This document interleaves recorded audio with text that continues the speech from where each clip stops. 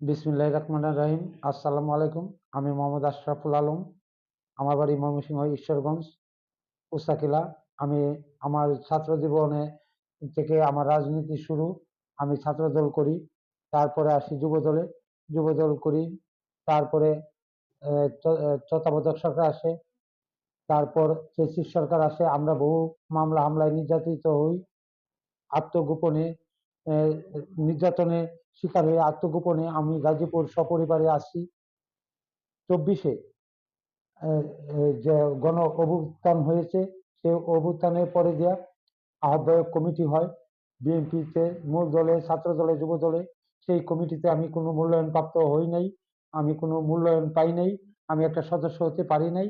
তারপর আমি বিএনপি সহযোগী সংগঠন বাংলাদেশ জাতীয়তাবাদী বিপ্লবী দলে আমি যোগদান করি। বিপ্লবী দলের কেন্দ্রীয় নেতৃবৃন্দ আমার অ্যাক্টিভিটি দেখে আমাকে মূল্যায়ন করে আমাকে জেলার সভাপতি দায়িত্ব দেয়। আমি যেন সেই জেলা সভাপতির দায়িত্ব পালন করতে পারি আপনাদের সকলের সহযোগিতায়।